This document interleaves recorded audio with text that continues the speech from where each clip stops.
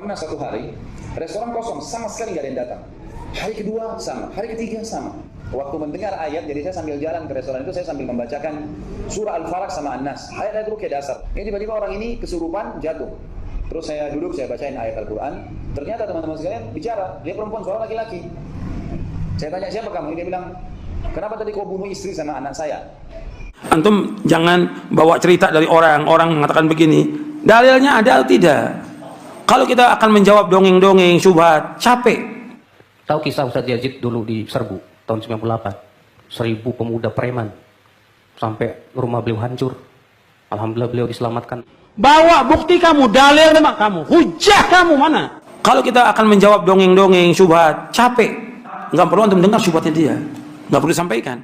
Pernah satu hari, restoran kosong, sama sekali nggak ada yang datang. Hari kedua sama, hari ketiga sama, gitu kan? Saya setiap kali pulang taklim, saya tanya ikhwah-ikhwah yang sedang bekerja, ada yang datang? Nggak ada, Ustaz. Jadi saya sambil jalan ke restoran itu, saya sambil membacakan surah Al-Falaq sama An-Nas. Ayat-ayat ruqyah dasar lah. Ada 6 ayat ruqyah dasar, Al-Fatihah, ayat Kursi, Al-Kafirun, Al-Ikhlas, Al-Falaq, An-Nas. Saya bacakan sambil saya niatkan, ya Allah, kalau memang di tempat ruangan ini ada syaitan, ada sihir, ada gangguan-gangguan dari orang-orang yang tidak menyenanginya, maka musnahkan ya Allah. Ini tiba-tiba orang ini kesurupan, jatuh. Terus saya duduk, saya bacain ayat Al-Quran. Ternyata teman-teman sekalian bicara, dia perempuan, suara laki-laki. Saya tanya, siapa kamu? Dia bilang, kenapa tadi kau bunuh istri sama anak saya? Jadi suara laki-laki tapi orang ini perempuan. Saya bilang, saya nggak pernah kenal istrimu, nggak pernah tahu anakmu. Siapa kamu ini?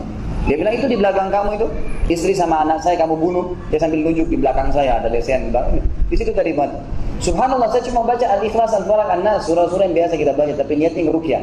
Saya niat meniupkan untuk ruqyah, maka ada pengakuan dari syaitan mati. Dan ternyata ini semua pengaruh daripada buhul-buhul pelaris yang dipakai oleh orang-orang di sekitar situ. Gitu kan? Tapi saya bisa melihat sendiri bagaimana dahsyatnya ayat Al-Quran. Dengan membaca ayat tertentu orang sudah kesurupan, syaitannya sudah kesakitan. Itu contoh. Antum jangan bawa cerita dari orang mengatakan begini, dalilnya ada atau tidak. Kalau kita akan menjawab dongeng-dongeng syubhat, capek, lelah antum, nggak ada manfaatnya. Antum sibukkan dengan ilmu.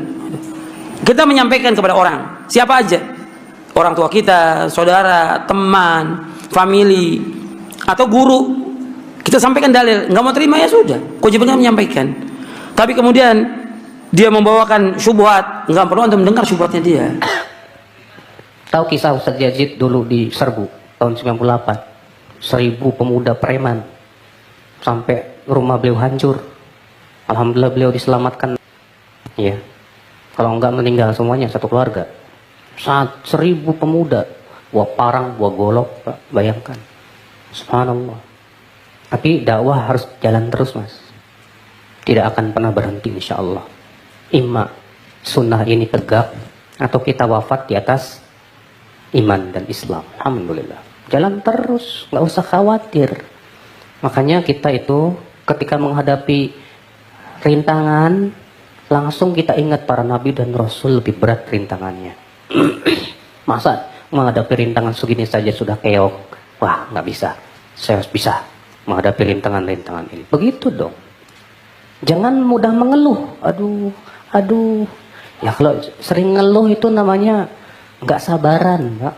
Ustaz Yazid dulu di Serbu tahun 98, 1000 pemuda preman.